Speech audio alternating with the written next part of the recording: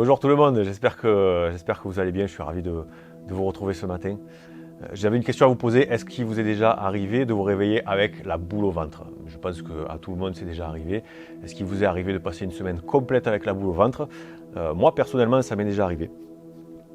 De se réveiller avec des inquiétudes, en étant incapable de trouver la paix. Et en se sentant démunis face aux situations qui viennent, qui nous accablent, des situations qui sont hors de notre contrôle finalement, face auxquelles on ne peut rien faire et où on est incapable de trouver la paix. Moi ça m'est arrivé très récemment, tout récemment, où j'étais confronté à une situation comme celle-ci. Je passais des heures à imaginer le pire, hein. C'est le propre de la nature humaine finalement. On se retrouve à être perdu dans nos pensées, à s'imaginer des scénarios catastrophes. On ne peut rien faire à part réfléchir et on se met à réfléchir, et à s'imaginer tout un tas de scénarios. Et finalement, l'inquiétude ne fait que grandir et on se retrouve encore plus anxieux qu'au début finalement.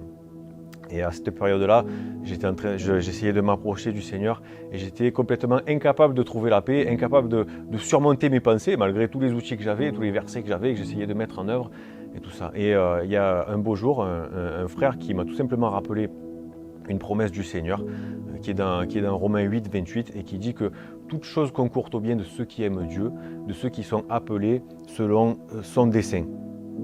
Et ce verset, je le connaissais. Je le connaissais depuis tout petit. On le chantait lors de notre culte familial et je devais avoir même pas 10 ans quand je le chantais, donc en fait tout simplement le fait de le chanter ça m'avait permis de l'apprendre par cœur et j'avais beau le connaître par cœur, il a fallu que ce soit un frère qui vienne me le dire, le poser sur mon cœur, et ce verset a rassuré mon cœur quand je me suis mis à le croire et à le vivre. Il y a une différence entre connaître des versets et des paroles de Dieu par cœur et les mettre en application.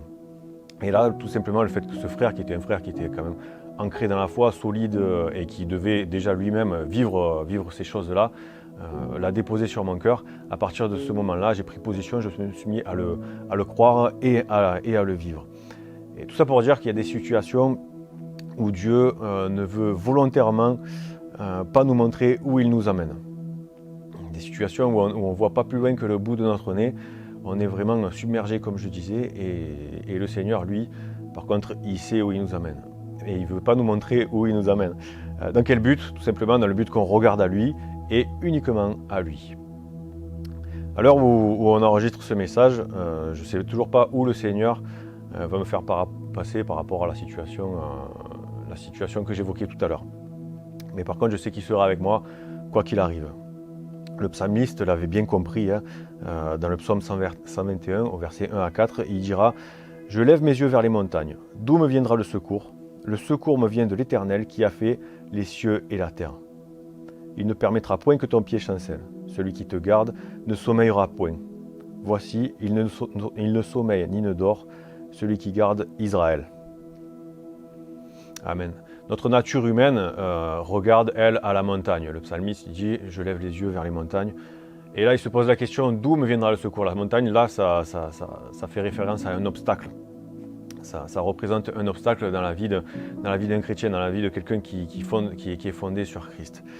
Et là, tout de suite, il donne la réponse, il dit « Le secours me vient de Dieu ». Parce que c'est vrai que si on regarde la montagne, on voit l'obstacle, mais si on regarde au-dessus de la montagne, on voit Dieu qui règne au-dessus de cette montagne. Qui c'est qui a créé les montagnes? C'est le Seigneur. Qui c'est qui permet les obstacles? C'est le Seigneur. Et là, Dieu nous dit, comme le psalmiste nous dit, de ne pas regarder à l'obstacle, de ne pas regarder à la montagne, mais de regarder à Dieu. Levez les yeux au-dessus de la montagne et vous verrez Dieu vous conduire et vous éclairer. Voilà, je laisse cette pensée sur votre cœur, que le Seigneur puisse bénir cette journée.